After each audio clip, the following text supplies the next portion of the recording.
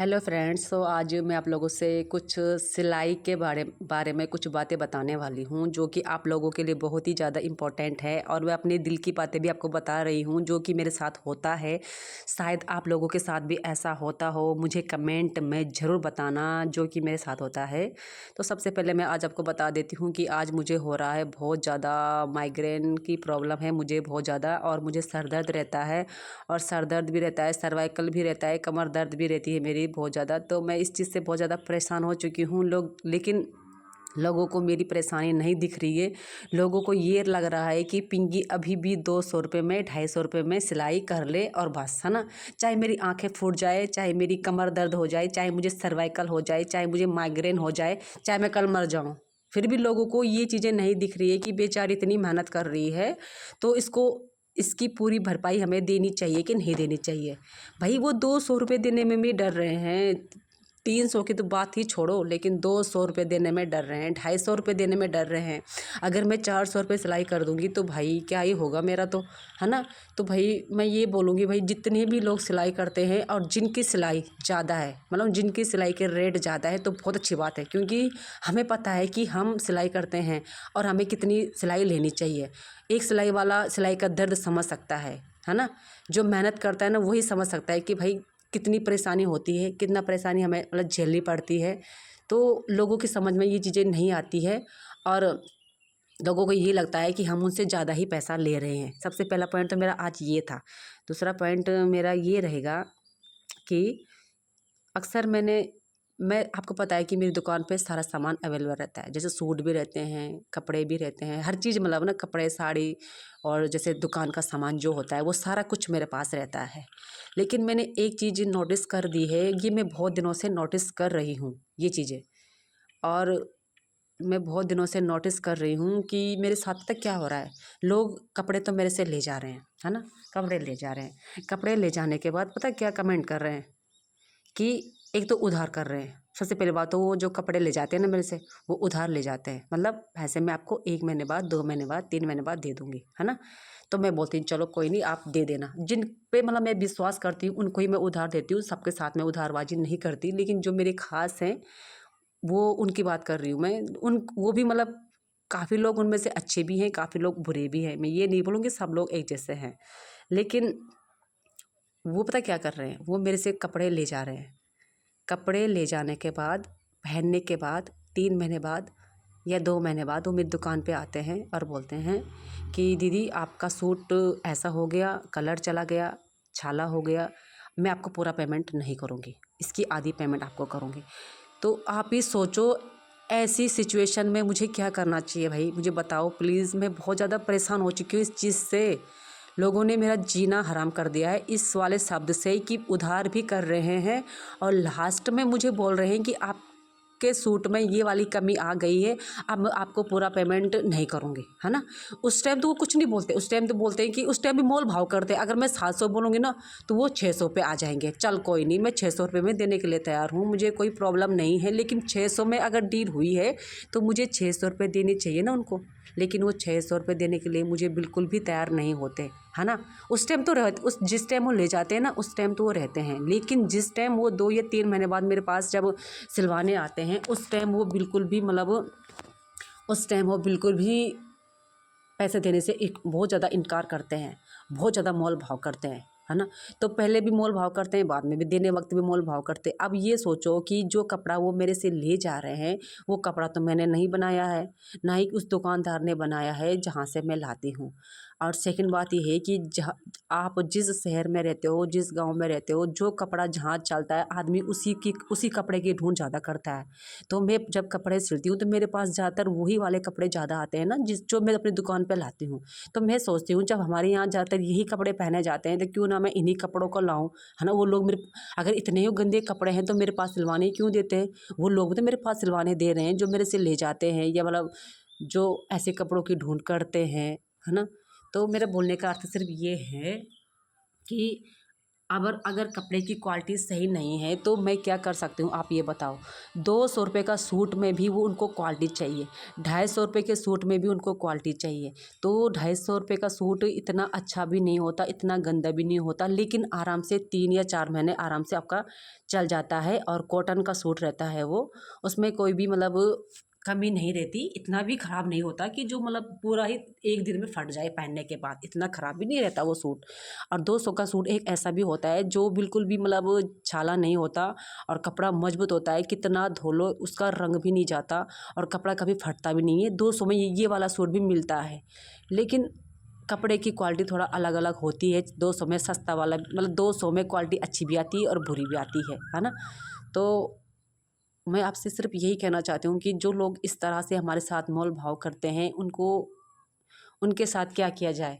अब तो मैं ये सोच रही हूँ, उन्होंने तो मेरा मन ऐसा कर दिया है कि अब मेरा बिल्कुल भी कपड़े रखने का मन नहीं कर रहा है दुकान पे, क्योंकि उनको ये लगता है,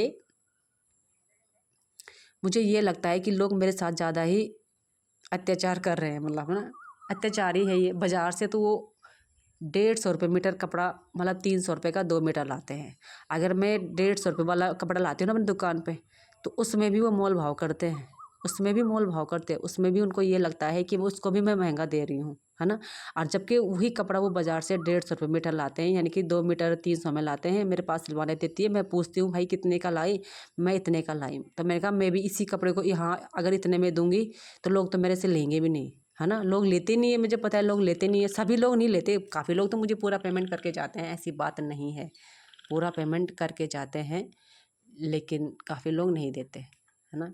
तो देखो आज का वीडियो मेरा खासकर इसी चीज़ पे था कि मैं आप लोगों से यही बताना चाहती थी कि आपके साथ भी ऐसा होता है।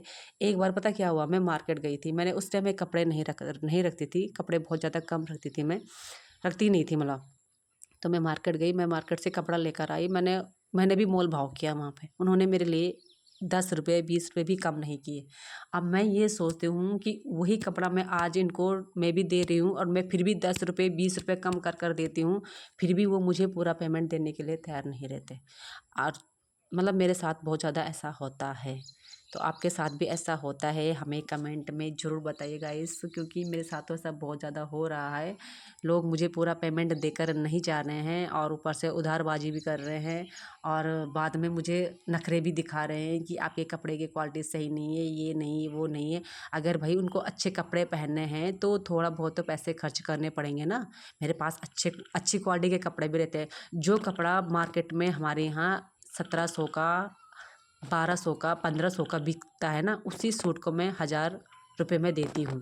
वो मेरे सूट बहुत ज़्यादा बिके, बहुत ही ज़्यादा वो मेरे बिकते हैं वो सूट। अब तो मैंने ये सोचा है कि अब मैं सीधा 1000 या 1200 वाले सूट ही रखूँगी, 2-250 वाले सूट तो मैं रखूँगी नहीं, और ना ही मैं वो मीटर वाले कपड़े रखूँगी। उस मीटर वाले कपड़े में मेरी 1 रुपये की भी इनकम नहीं होती, मुझे बहुत ज़्यादा नुकसान होता है, क्योंकि लोग मुझे उसमें पूरा पेमेंट देकर नहीं जाते हैं। तो मैंने सोच रखा था कि मैं कपड़े ही नहीं रखूँगी, क्योंकि मेरा दिमाग हो गया था बहुत ज़्यादा ख़राब। लोगों ने मुझे बहुत ज़्यादा परेशान कर दिया था इस चीज़ के लिए कि कपड़े मतलब पेमेंट पूरा पूरा नहीं देते थे मुझे, है ना। तो लोगों को ये नहीं दिखता कि लोगों को ये लगता है कि वो कपड़ा मैंने बना रखा है, सबसे पहले बात।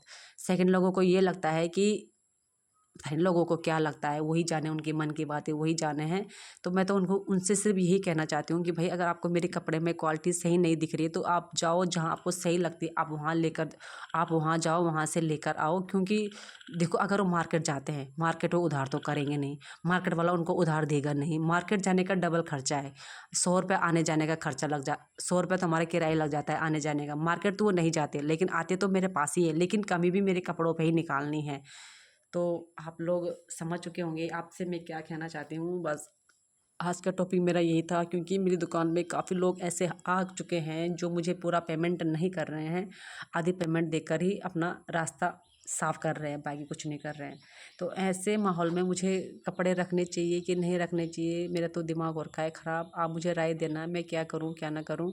और एक बात और बता देती हूँ आप लोगों को कि आजकल महंगाई बहुत ज़्यादा हो चुकी है। आप लोग जानते होंगे कि हमारा जो यहाँ से किराया है ना वो बहुत ही ज़्यादा हो चुका है। लोगों को मेरी मेहनत कहीं दिख नहीं रही है। मैं इतनी दूर कपड़े लेने जाती हूँ, मेरा किराया लगता है, मुझे पता है मैं कितनी परेशान होकर कपड़े लाती हूँ।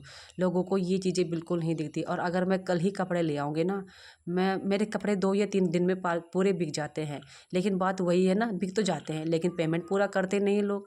आधे से आधा तो मेरा उधार हो जाता है, आधे से आधा तो मेरा उधार होता है। और उसके बाद वो पैसा अभी तक भी मतलब काफ़ी लोग तो दिए गए हैं, काफ़ी लोगों ने दिया नहीं है।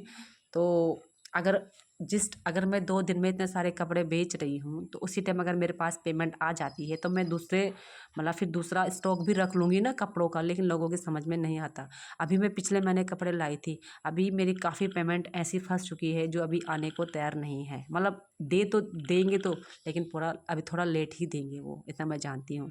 तो बोलने का अर्थ ये है कि भाई अगर तुम लेट पेमेंट भी कर रहे हो, अगर तुम उधार भी कर रहे हो, तो कम से कम मुझे ताने तो ना सुनाओ। कम से कम ये तो मत बोलो कि कपड़े की क्वालिटी सही नहीं है, कपड़ा ख़राब निकल गया है, हम तुम्हारी पेमेंट पूरी नहीं करेंगे, हम तुम्हें आधी ही पेमेंट देंगे। अगर बाज़ार में जाओगे आप, तो बाज़ार में तो आपको इतना कहने का मौका भी नहीं मिलेगा। और बाज़ार में तो उधारबाजी भी नहीं चलेगी भाई, मैं इतना जानती हूँ। एक बार पता क्या हुआ, मेरी फ्रेंड बाज़ार से 1200 का सूट लेकर आई थी, और 1200 का सूट उसने सिर्फ एक दिन पहना। और पता, सिला भी मैंने उस सूट को, मैंने उसका गला भी पीछे से डीप ही रखा था, मतलब 8 इंच का गला रखा था मैंने पीछे से। फिर भी पता वो सूट बीचों बीच से फट गया। अब ये बताओ कि किसकी गलती है? अब जहाँ से हम सब कपड़ा लाए उसकी गलती भी क्या है? वो उसने तो वो कपड़ा बेचा था, है ना? हमने खुद पसंद किया उस कपड़े को, उसने हमको ज़बरदस्ती वो कपड़ा पकड़ाया नहीं, है ना? हम खुद गए उसको लेने, हमने पसंद किया, उसको लेकर आए, हमने उसको पहना। अब वो बीचों बीच से फट गया है, तो उसमें दुकानदार की कोई गलती नहीं है ना? मैं ये नहीं कहूँगी कि दुकानदार की गलती है। गलती ये है कि कपड़े की गलती, वो कपड़ा ही थोड़ा वैसा रहा होगा इसलिए वो फट गया।